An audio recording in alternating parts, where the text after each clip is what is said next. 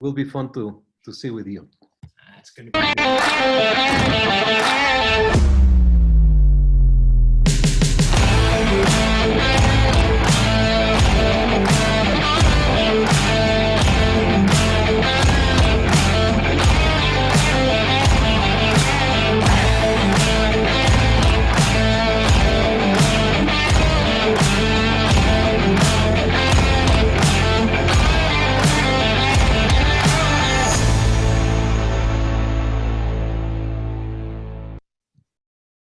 Hello, everybody, and welcome to the round number 26 of the WBC Talks Stay Home, Stay Safe.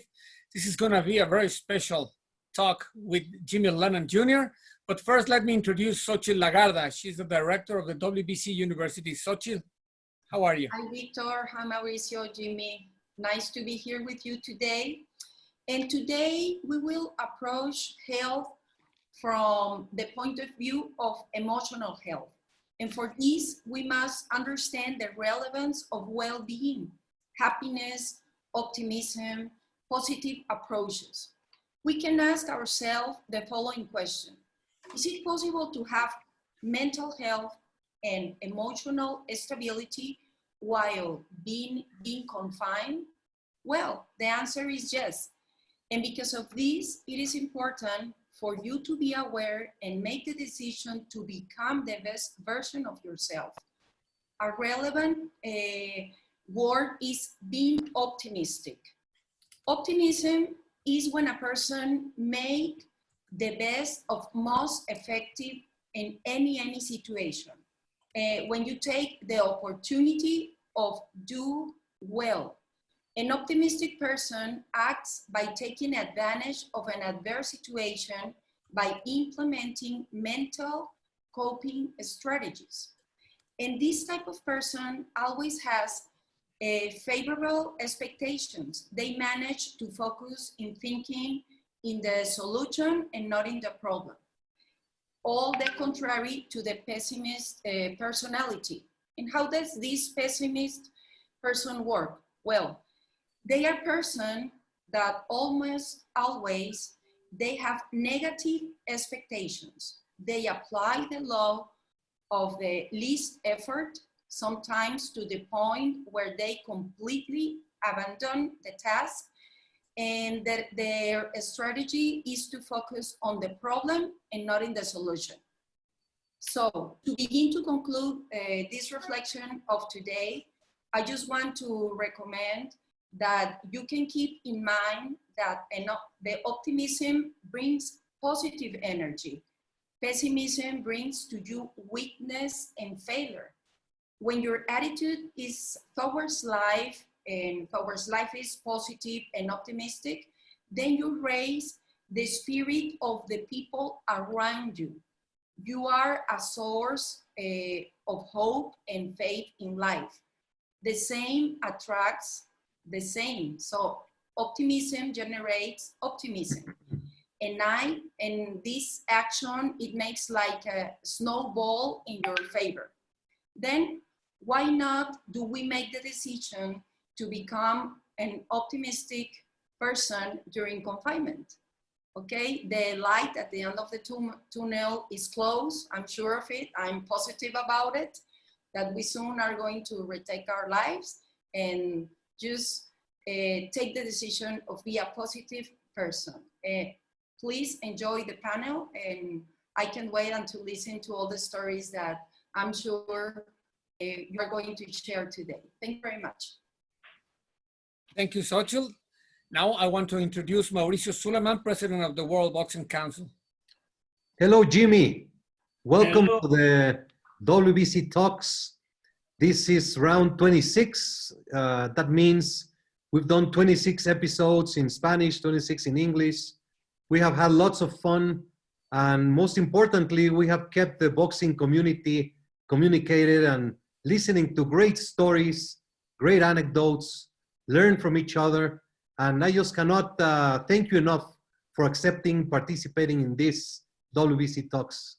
Well, as I told you in my response to you, I had to check my very busy social calendar in order to make it. And fortunately, I was available. Truly, it's an honor to be with you. It's always great to see you, to be part of anything the WBC is a part of. And I had a good opportunity to watch some of the talks before. So it's just terrific. I thank you for what you're doing. And it's fun. Looking forward to having fun today. Excellent. Thank you so much. Victor and 𝗧𝗔𝗟𝗡𝗗 have led these efforts. They prepare with lots of passion each episode, and I just wanted to thank them as well, and LiberQuaré, the WBC University, because it is so important to remain active, to keep yourself motivated, and the WBC Talks has given the WBC and all of us great motivation. So let's begin round 26 with the great legendary Jimmy Lennon, whom I have had the great honor to be a personal friend, share many episodes, many rings, many trips, and I cannot wait to hear from you many things, my dear Jimmy. You're very kind. You know, I want to respond to what 𝗧𝗔𝗟𝗡𝗗 said. I thought that was really excellent. I'm a firm believer in being positive. I think it kind of runs in my family and our blood to be kind of positive, optimistic, and so forth. And so that's kind of nice, but it's not easy for everyone to be optimistic. But I think, you know, we have a responsibility to be happy, to make others happy around us. And especially during this time, to look out for one another just by being optimistic and happy. And I couldn't agree more. We all need each other in a positive approach. I was asking 𝗧𝗔𝗟𝗡𝗗 because what she basically says, you need to identify how you're feeling because you know yourself. And when you wake up and you read something negative, you see bad news, you feel anxious, what can you do to turn it around? And the way she explained it is very simple. You have the ability to control what goes into your mind, and then you can work towards shifting your day, even if you provoke your own self to smile, and then to say it's gonna be a good day, blah, blah, blah, and then you shift it around and then it goes and you stay that day. This is a long race, so it's a day after day thing. We're living in a world of anxiety, uncertainty, worriness, and we just have to be very strong, and that starts with the mind. So they have been giving very good concepts, and you are a master, Jimmy. You are a smiling person. You are very well known for your sweet smile, your always positive attitude. I don't think I have ever seen you angry or mad or upset. And you're a true attribute to what life should be looked at the way Jimmy Lennon does. What a nice thing to say. Thank you so much. That's very kind. I don't really know how people see me all the time, but I do try to be friendly and nice and kind and happy. Certainly I'm human and there are moments that I'm not, but you know, it's almost like I think we have a responsibility to be kind to others and nice and happy, just like we have a responsibility so as not to offend people and so as not to have a negative effect, almost like we have a responsibility to have good breath, because that affects other people. So I don't just think it's good for us, I think it's our responsibility.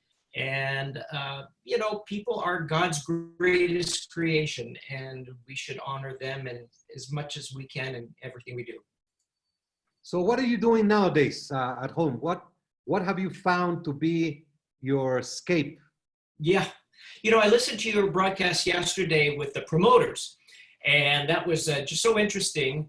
And, you know, fortunately, they're in a pretty good shape, but it's, you know, I would say I'm in the same boat. I'm pretty fortunate. I have my family here with me. My mother's moved in with us, and we're enjoying that time. My two sons are back from out of town to be with us. So, you know, much of life revolves, I'm sure, with many people around food. So, you know, whether it's shopping or preparing, and I love good food, and I love to be part of cooking dinner. But boy, we are just finding so many things to do here. We are watching YouTube videos and learning how to repair our carburetor on our pressure washer so we can use that. We've been doing chores around the house. We've been planting, vegetables and flowers, and it's been a nice change of pace. I don't mean to belittle those who are struggling so much, and certainly I'm very concerned about that. But we just take one day at a time and are enjoying the change of pace. And we're also trying to support businesses around us that might be struggling. I think it's important that we, order food out when we can and take care of those workers who've worked for us. We have a heart for some single people who are in their neighborhood or friends that are alone, to bring them food and look after them. So we have in-laws as well. So it's a very busy time, really, but all good stuff and a tremendous change of pace from what we are used to doing, getting on the airplane, traveling, going to fights, meeting with our boxing family, and moving on to the next. Yeah, it's a complete change from one airplane to the other, from one hotel room to the other, from one city, one country. The tremendous pace that you have in your work is a complete change, and it's very demanding. And at the same time, this balance to be at home, be with the family, and to be so thankful to be fortunate. As you say, so many other people are struggling in different manners, but it is the strength and the leadership that persons like you provide others the opportunity to look for the next day and the light at the end of the tunnel to get out of this situation. I'm curious how it is in Mexico City, because here in Los Angeles, we have had clear skies. It's been just beautiful, less traffic. It's been so nice. People have been a little bit more respectful of each other with social distancing, and we're all in this together. I don't know what it's like in Mexico City, one of my favorite cities. I'm curious, how is it there? It is, of course, different. There's many people staying home. It is not a complete lockdown, but all the services, all the entertainment, everything is closed. Many stores, shopping malls, of course, movie theater, everything is closed. But we are in the middle of what is expected to be the crisis. We are hoping it never gets to that peak, as it has done in other countries, in other states. But we're just trying to be as responsible as possible. The WBC shut down the office about 45 days ago. We are doing home office, trying to do different things to remain active. But the general perception is not as strict as we see in other countries. Well, we're certainly concerned about it, and good to hear that you're not at the peak of the crisis. Yes, Victor is going to show you his favorite picture. Yes. This is the one selected for the first one. Gilbert, please show the picture. Oh, one of my favorite pictures too. Your What could you father. tell us about it? Well, this was at the Great Western Forum in Los Angeles, and obviously a number of years ago. And Mike Tyson came in and made quite a stir. The crowd was just buzzing. This was when he was the young world champion. And actually what happened was television wanted to interview him. And my father made it very clear, no, he needs to be introduced. I want to introduce him before he's interviewed. Don't just bring him into the ring to interview him. And actually Mike absolutely agreed to that. And he insisted on that as well. Mike was quite a fan of my father. He just loved my dad, not only because Mike is a boxing historian, but also an avid wrestling fan. And my dad was well known in announcing wrestling as well. And so this is me with them, and it was quite a thrill to be part of that. Mike Tyson, what a generation. He touched so many millions of people. And to see that such a person admires your father, that has to be a great compliment. Oh, it really was a compliment. I'll tell you another story that shows his level of admiration. After his second fight with 𝗪𝗧𝗪𝗧𝗪𝗧, which of course took place on Saturday night, on Sunday, we get a knock on the door, and I get a call, and they say, Mike Tyson's at the door, along with Tommy Hearns, coming to visit your dad. My dad was very sick at the time, and you know, he was just struggling.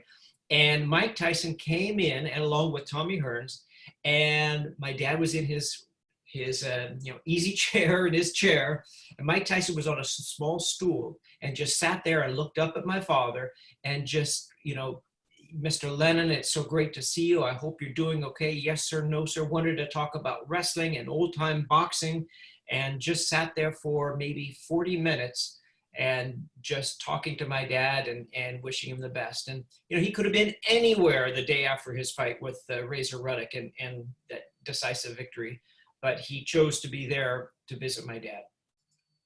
Your dad, legendary ring announcer. How many years, how many fights, how many great moments? How would you give a summary of your dad? It's a kind of countless number of fights, difficult summary, but we're talking about around 40 years. You know, with his health failing towards the end, he was on and off. And he was really one of the very first. There he is with your father, Jose, and 1963. Wow, that's something. But yeah, he has been involved for so many years and so many fights. When boxing, when television started in the late 40s, middle 40s, you know, boxing was the big sport, and it was one of the easiest to produce. And so LA was one of the places for boxing. So he was on TV every single week throughout much of his career. It's hard to count how many fights he's done or how many world titles, but countless big events. And I tell you, he just loved it. He felt like he was the luckiest man in the world to be part of that. And then when was it that you knew you were going to take over, that you were going to follow the path?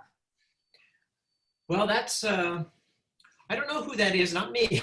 But it's a good picture of my dad. It looks like we have the same shirt on too. But hey, listen, here's what's interesting about that. I was the youngest of, there he is with Freddie Blassie, of course, at the Olympic Auditorium. But I was the youngest of the kids, the fifth youngest, and he somehow waited to me to name a junior. And by far, I was the most like him. It was with the original Golden Boy, Aragon, and my father on the left. But he named me junior. And I was the one who looked like him, took after him more than any of the others, and eventually got into it. I did not intend to get into boxing. That's me at the Hall of Fame, the induction day. I didn't intend to get in boxing, but I graduated from UCLA. I needed to get some work, and so I started to go and interview the fighters with him, and finally got into the ring. But I had intentions of pursuing an academic career, and I'm very fortunate that life steered me towards being part of boxing. That's an old picture of my grandfather, who I never met, and my grandmother, and their 7 boys. Looks like there's 6 there, so one is missing. And in any case, that's in Venice, California, where all the Lennon towhead kids grew up. And beautiful. What did your brothers, your siblings, what did they do? Yeah, the completely different things. Dental hygienist, a salesperson, and just various careers, nothing to do with boxing and nothing to do with television and sports. So it's unusual. So that's one of my favorite early wrestlers, Pedro Morales. As a kid, I remember 5, 6 years old, we'd wrestle at home, and I wanted to be Pedro Morales, and that was one of my heroes right there. Great photo. So you were the youngest, and that's how you became the favorite of the siblings. And Well, I will never say I'm the favorite. We all felt equal love and respect, that's for sure. But it was, I think, destiny that I become involved with the sport, being the youngest and the most like him and carrying his name. Mauricio, there's people watching us in Italy, Canada, Germany, Romania, New York, the Bronx, Brazil, Mexico, UK, and Argentina. And especially Lennox Lewis is watching us. Ah, fantastic. Now that's me with, I think that's 𝗪𝗪𝗧𝗪𝗪 and my father. And I haven't changed at all since I was 12 years old there. look at this belt. This is the first version of the WBC belt. Wow. I have one here right behind me. Yes. And there are very, very few. So that's 𝗪𝗪𝗧𝗪𝗪. Yes, yes, yes, yes. Unbelievable. And look at you. Do you recall your first ring announcement? You know, I do, and it was actually at the forum in Los Angeles again. And I don't remember the fighters. I do remember that I was wearing a suit, not a tuxedo. I remember feeling, of course, a little nervous. I remember not owning the ring by standing in the center and owning it. I remember standing a little bit closer to the ropes and just a little bit shy. So certainly I've come a long ways, but you know, I got a lot of appreciation from the fans. There was a lot of support, and you know, I don't know if I deserved it or not, but I think people love my father so much that they showed support to me and encouragement, said, oh, you're great, you sound just like your father, etc., blah, blah, blah. And that encouraged me to continue. Was your father there in that time? Oh, absolutely. For the first number of years, he would open up the show, I would do some of the undercard, and then he would do the main event. And that's how we did it together for quite a while, until one time, 2 shows were scheduled on the same night, and I would do one and he would do the other. And one of those shows, Mauricio and Victor, was the very first world title fight with Julio Cesar Chavez at the Olympic Auditorium.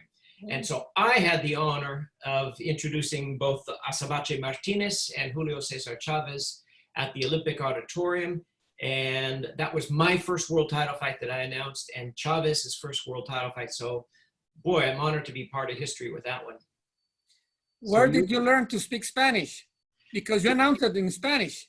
Yes, well, you know, my father always taught me to really give the effort to appreciate languages, whether it's Spanish or whatever, the introduction of the names and so forth. And so, of course, everyone in Los Angeles just about takes Spanish in school. So I took a little Spanish in school.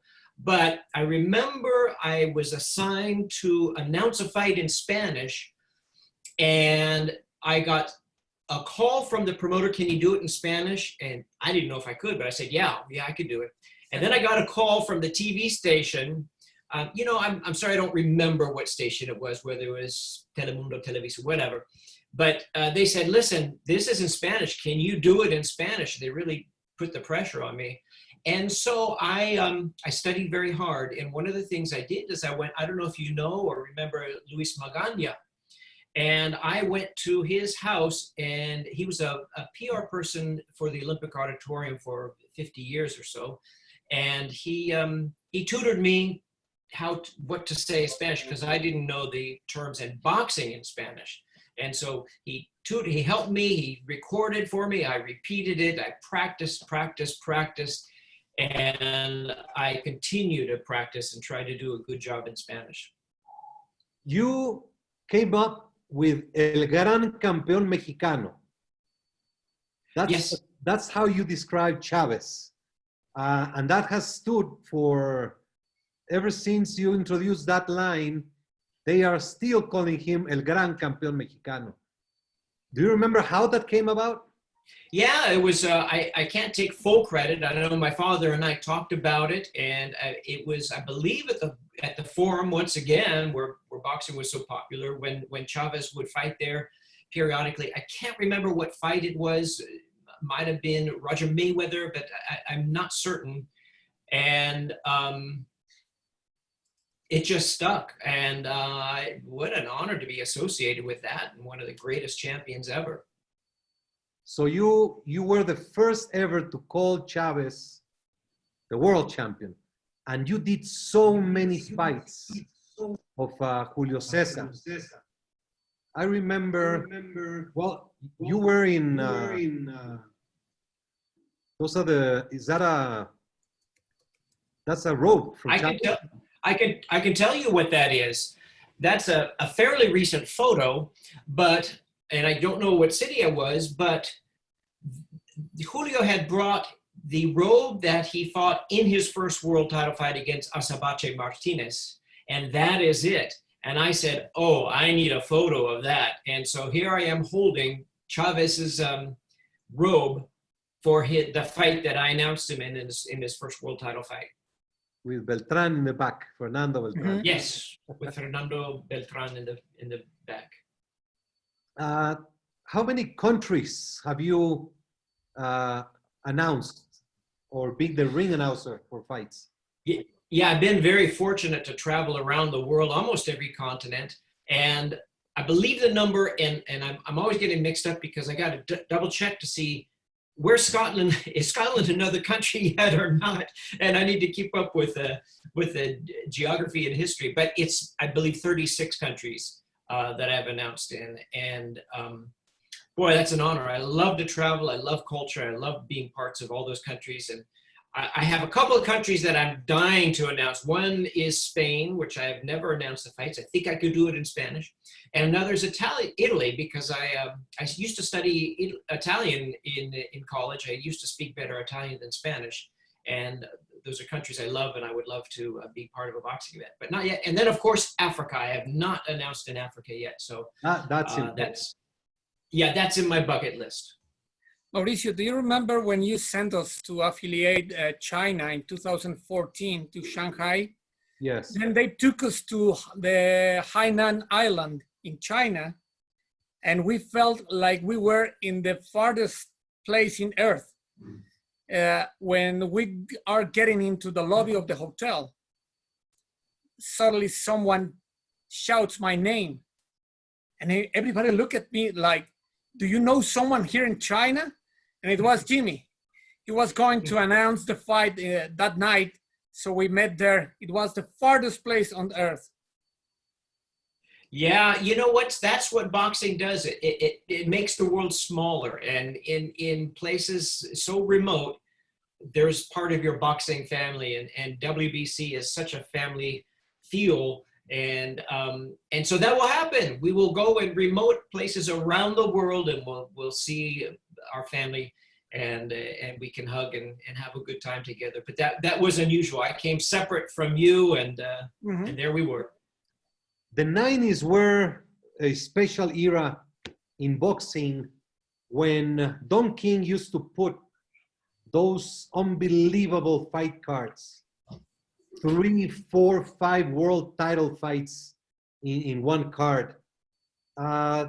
Which ones do you remember with deep feelings of appreciation for the card, or where it happened, what happened? Yeah, you know, no question about it. That was a golden time, something I'll never forget. And looking back, I think I appreciate it even more. You know, the Tyson fights, you know, those were all so big, you know, whether it's Tyson Holyfield 1 or 2. Of course, Julio César Chavez, you know, people will ask me the most memorable event I've ever been to. There's no question it was at Estadio Azteca with Chavez versus Greg Haugen, and the 135 or so thousand people who were there. And I just recall just the unbelievable event it was, and the other great world title fights on that card. And then I remember before the main event for that fight came into the ring, it was just Don King and myself standing in the ring. And there was a laser light show going on, and beautiful music. I don't know if you recall. And I would look at the sea of people so far away, and little fires and little lights going on everywhere. And I looked at Don King, and he was looking around too, and it seemed like he just kind of had a little tear in his eye, a little misty eye. It was just emotional with the music and the sound and the feeling. And then I always joke saying that maybe he was crying a little bit, just counting the number of people and the proceeds from the ticket sales, and that made him emotional as well. But here I am, yes, announcing a fight with Don King right next to me, and yeah, I can't say I know who was fighting, but it looks like it's in Las Vegas. Yeah. Yeah, it looks like good memory. What a tremendous promoter. Yeah. Were you at the Tokyo Dome? I was at the Tokyo Dome with the upset of Buster Douglas over Mike Tyson, and that was a surreal event as well. It was surreal because I don't know if there are 35 or 40,000 people there, but it was so quiet. As you know, going to Japan, the fans typically are quiet, although now they're getting a little bit more rowdy. But in those days, they were very quiet, and when that upset unfolded, it was just, it was surreal. Did this really happen? You know, what's this all about? But that was an amazing event. That would be my very first mega fight. I mean, like, you know, not my first world title, of course, but my first mega fight. And I remember we were speaking about my father when I knocked on his door and I told him I'm going to Tokyo to do Tyson versus Buster Douglas. He really, literally did shed tears. He was so happy for me, and that was, you know, that was a start of big things for me, really. And I think I thank Mr. Honda for that and for having me be a part of that part of history. Mr. Honda, what a great person, isn't he? I don't think we'll ever see anyone like Mr. Honda. Just a tremendous person. And yeah, that's a photo of me. It looks like Tyson Holyfield won. I'm guessing that's the first one. And yeah, because Evander has a full ear, so it's a. There you go. And that another big upset I was a part of as well. You know, we all recall that before that, Evander had heart issues, didn't look that good against Bobby Chez, and now he's fighting, you know, the baddest man on the planet, and people were concerned of his health. I remember at one of the rehearsals sitting ringside the day before, one of the executives from Showtime just said, you know, I don't like this fight. This is going to be dangerous, bad. We don't like to see someone get hurt badly. Speaking of Holyfield, and there Holyfield wins the fight. What about that fight when you announced with Buffer and there was a crew dividing the ring? Remember that fight? Yeah, that was with Mike. Well, we did that more than once, actually. That was with Mike and Lennox Lewis, of course, the most recent. Before that, it was Chiquita Gonzalez and Michael Carvajal. We actually did that twice. There were no bodyguards in between them at that point. But yeah, we shared the microphone those times, and of course, we would go with Floyd Mayweather and Manny Pacquiao. But the division of the bodyguards in between was with Lennox Lewis, and that was quite a moment. There I am with Michael Buffer when we shared it, and I'm guessing that's with Manny Pacquiao and Floyd Mayweather. And here we are working out the details, obviously. But yeah, we've shared the microphone a number of times, and it's always unusual, a little bit odd, but we can work together well. Yeah, there's another photo of us again. How do you prepare yourself for the introductions? Do you talk to fighters? Do you do your own research? Do you have a script from the promoter or from the network? Yeah, that's a very good question. It's changed through the years. I was taught when I first began that, and I would do the whole show, that I would go into every dressing room and talk to each fighter. And I still always want to make sure I get their name pronounced correctly, their hometown that they want, if they want a nickname, anything special. So I will honor the fighters because I have a very strong feel that the fighters should be honored. I'm there to put the spotlight on them. They are risking their lives, their livelihood, and they are why we are in this business. So more currently, with the big fights, there's a whole team of statisticians that make sure to get it correct, and I have to make sure to announce what the TV graphics say.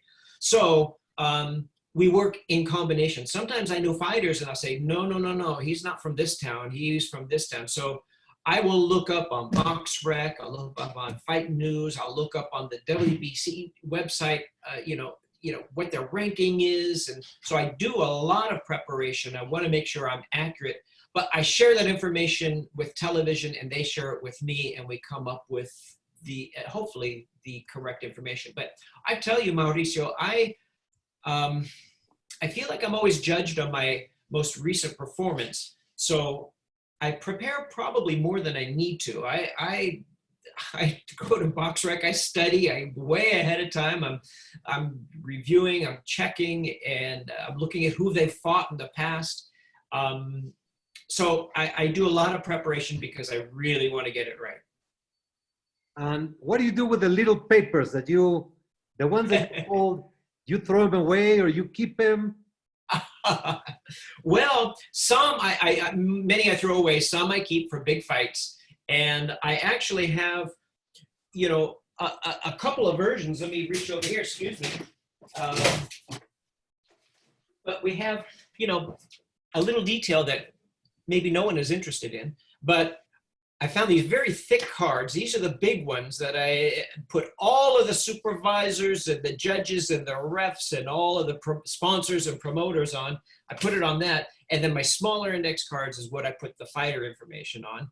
And I actually color code it. I might make this yellow on top here. It goes with the yellow fight card that I'm going to introduce the fighters. So I learned that because years ago, I would have so many index cards in my pocket. I would, there was a change in the fight, so someone else would come into the ring and I was scrambling I don't want to introduce the wrong people. So, I got my own methods that I've developed through the years. What's the funniest or embarrassing mistake you ever made announcing? Do you recall one? Yeah, you know what? I really try not to make mistakes, and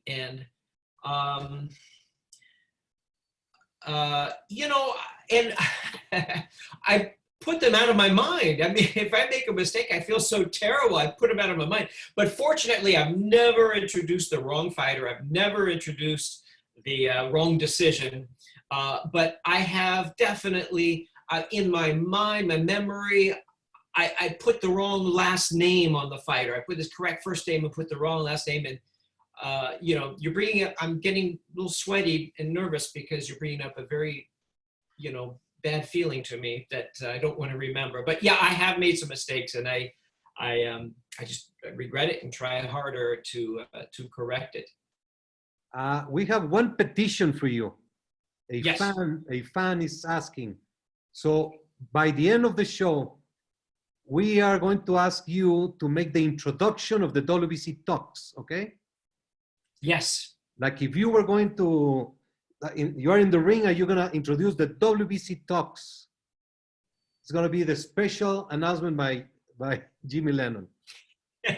Good. Well, so give me a little time to look up on BoxRec and to research on Fight News and to check with the the executive committee of the WBC, and then I'll put together my facts. I'm 2 times world champion, so you can write that down.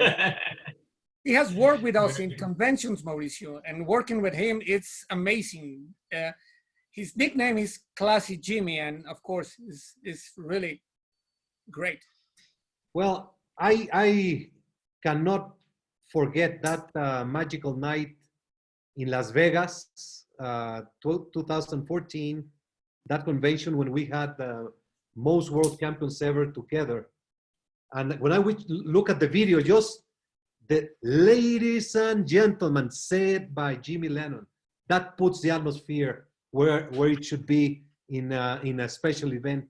You have such a great voice and great rhythm that you just, when you hear Jimmy Lennon, you know there's something special. I appreciate that. I appreciate those words. Speaking of that, I have something to say about that.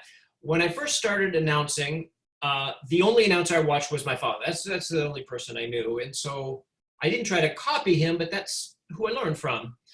And then someone just said to me a few months ago, Jimmy, you're different than your dad. And I look back at some of his announcements, and he was right. I have developed a little different style. And the way I can describe that is my father was just a super voice, super showman. He had such eloquence and command of the audience and the microphone.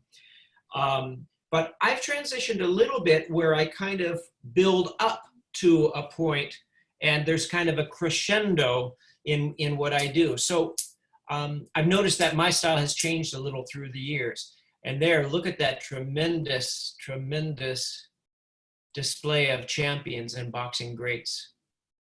Beautiful. And Jimmy, tell me your favorite 10 fighters, your top 10, and we can do it in 2 ways. You're gonna say boxing-wise, the top 10 in history, and then your favorite individuals, because you get to know all of them, to share special moments.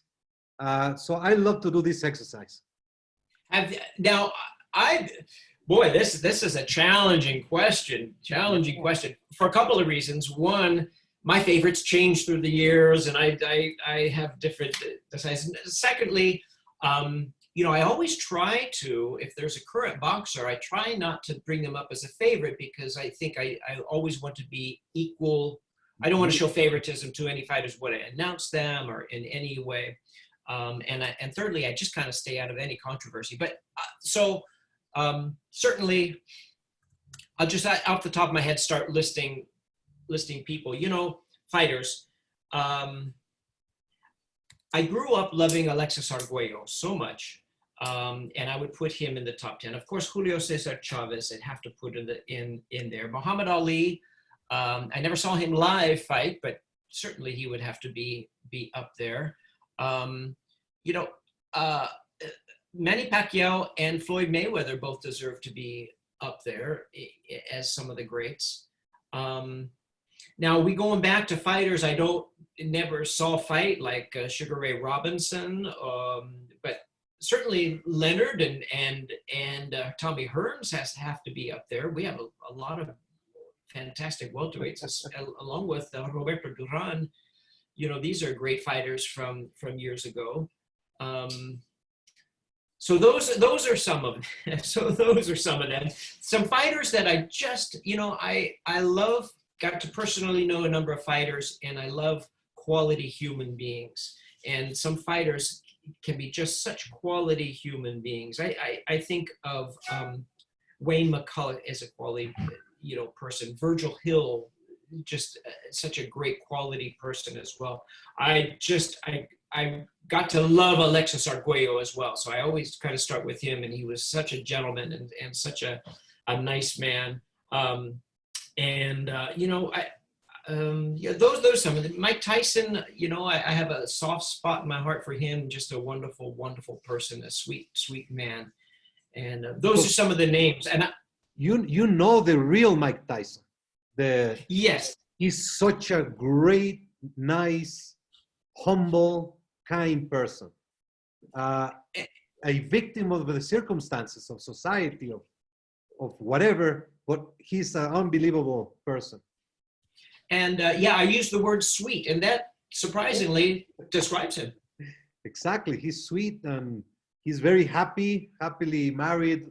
Kiki has done a tremendous job in coming into his life. Now let's do an experiment. I've been doing this, and you are going to create the greatest fighter with a combination of the names. I'm going to say concepts, and you just pick which fighter would you put in that, okay? So we're going to start with power, punching power. Okay, so it's hard. I think of Edwin Valero as you know, one of the hardest punchers ever. I think of Duran in the weight division as one of the hardest punchers. People look at Ernie Shavers. I can't ignore Deontay Wilder either, with his power in the heavyweight division. So pick one. Oh, you know, I don't. It's hard to argue against Valero with every single fight he won by knockout. By knockout. Jab. Larry Holmes. You know, that is the only category that everybody has agreed with Larry Holmes. Speed. Hand speed. Manny Pacquiao. Chin. You know, he who can take a biggest punch.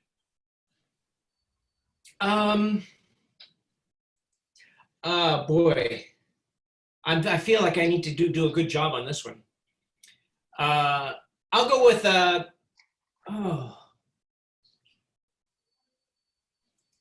Ricardo Mayorga. Okay. Boxing skills, ring generalship. Floyd Mayweather. And the biggest heart.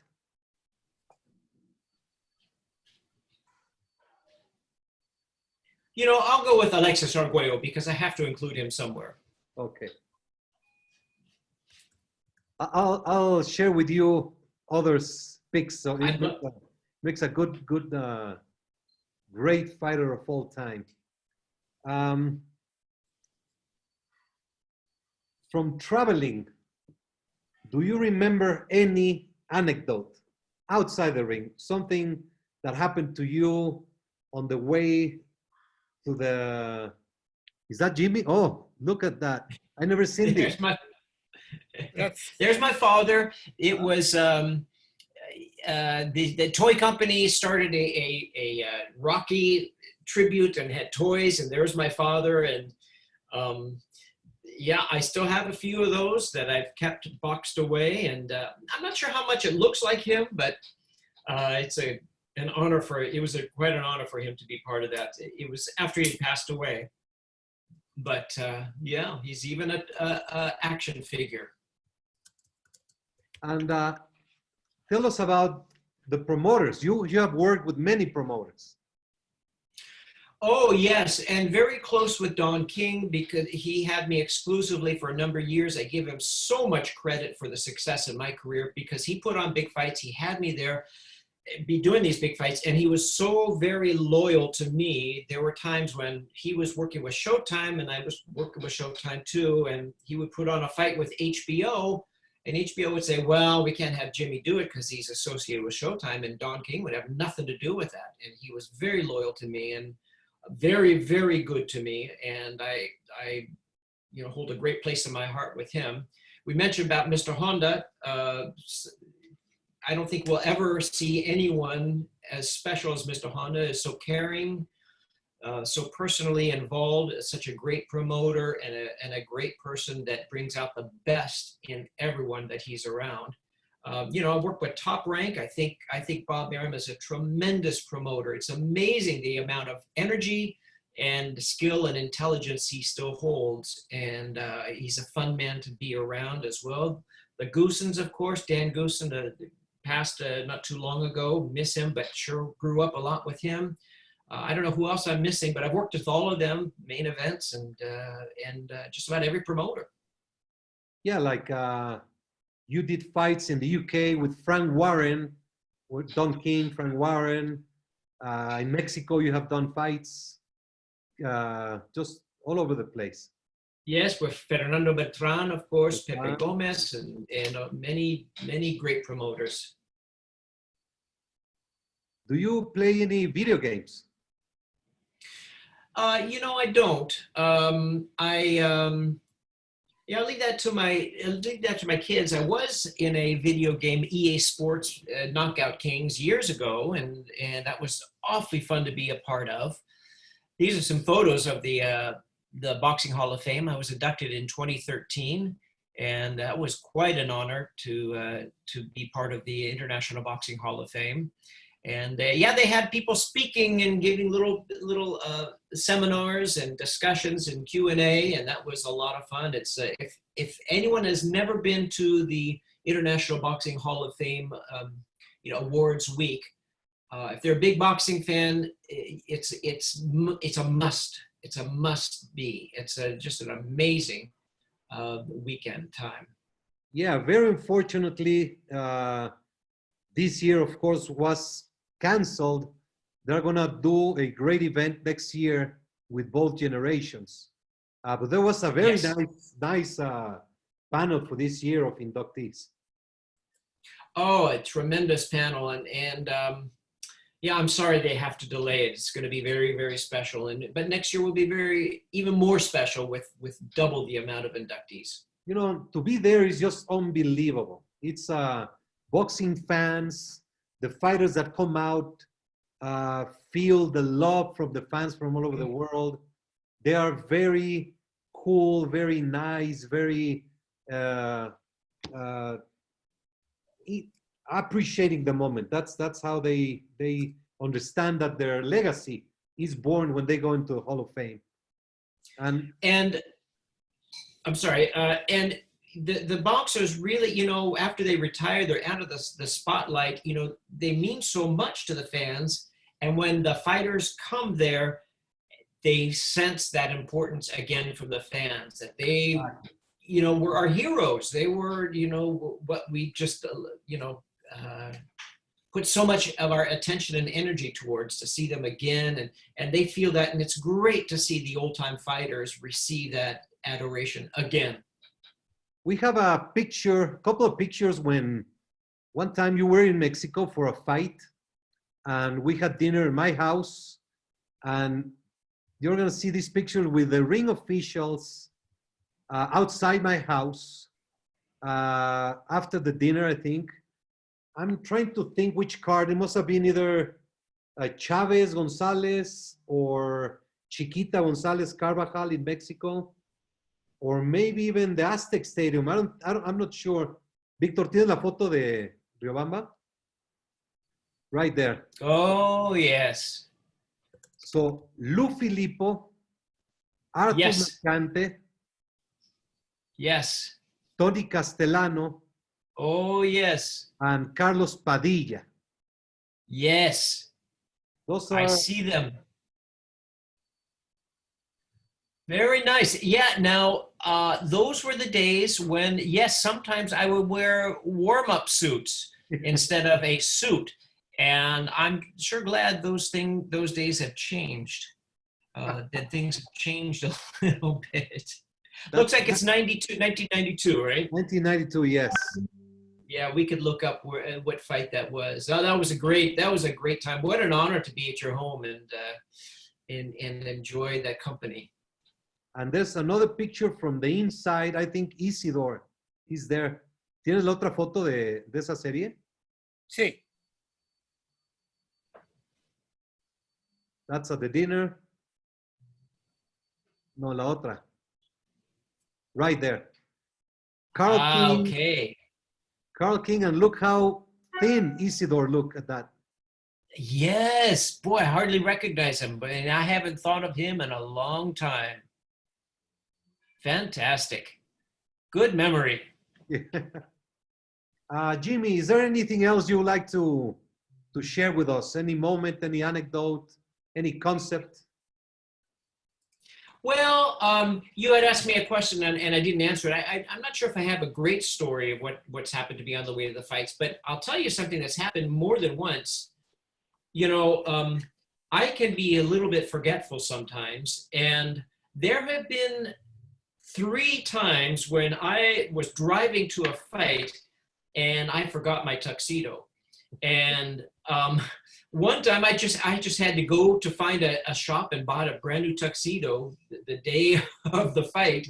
And twice going to Tijuana in Mexico, I thought I had my tuxedo together, but I only had my pants. And so I didn't have a jacket. And so I had to stop, and twice I went and just purchased a nice suit jacket to go with it. So I'm a little bit forgetful, and I hate to admit it, but that's the case with me.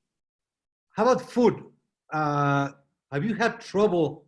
Like Japan, you eat sushi. Have you Oh, had yes. any place that you remember having problem with the food? Well, I'm going to start on the opposite end. Some of the greatest food I've ever had is in Mexico. And I remember sitting with you in Los Mochis and allowing you to order everything. And I could not be happier. And Mexico City, Los Mochis, Aguascalientes, Tijuana, wonderful food, just some of my favorite. But I love all kinds of food.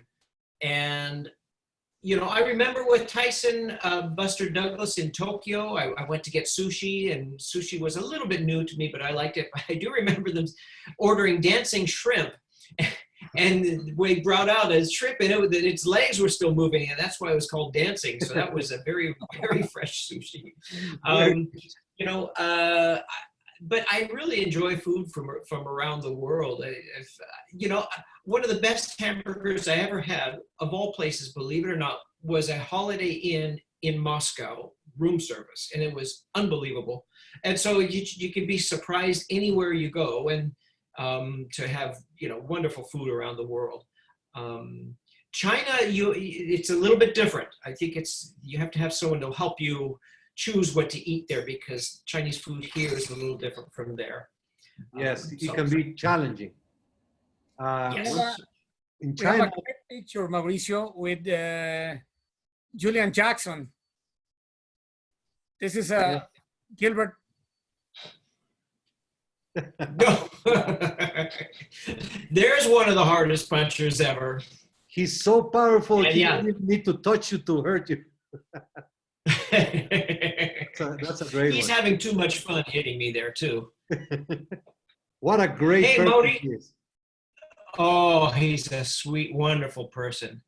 And Mauricio, continuing with food, you introduced me to my favorite post-fight beverage, and we were in Los Cabos, Los Cabos. and it was so very hot.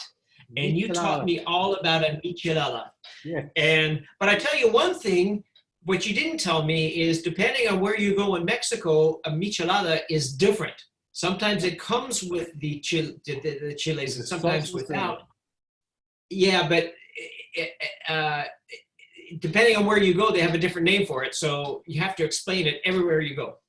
Yeah, the michelada or the, ¿cómo se llama la otra? La Chelada. chelada or michelada, yes. It depends if they put the different sauces or just lime and salt. Right. And I was in the first trip I did to Japan ever. It was my brother Fernando and me with my father, Mr. Honda, Mr. Kawaragi. So we go to this very nice restaurant, Teppanyaki. And my father always was very loving for animals. So we go there. So we're just starting with the appetizers, and they bring this bowl full of shrimp. So what you were saying about the dancing shrimp made me think of this story. And the cook gets one of the shrimp like this, but it jumps right into the frying pan and starts jumping and making noise. So my father is looking at the shrimp, but he says, "Oh my God, poor shrimp." Very sensible, very almost crying. 10 minutes later, my father's like, "My son, can I have your shrimp? It's delicious." So the sensitive ended when he tasted the shrimp. It was too good. Too good. Yeah, Mr. Honda is the greatest host one can have, and it's just the moments that build up memories from these trips around the world.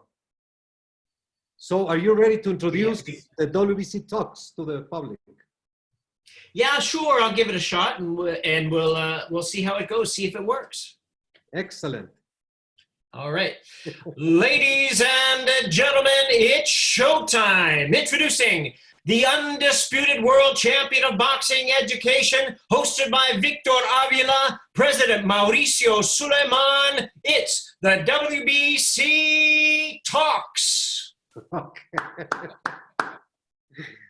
Sensational. You have a natural. Now I'm going to go have some tea with honey. Okay. Victor, is anything else you'd like to add? Yes, I just want to show the last picture that you were talking about in the convention. Gilbert just has it. That was the convention. With Chuck Williams. Like 53 belts, and there was Jimmy. Yes, your voice is just unbelievable.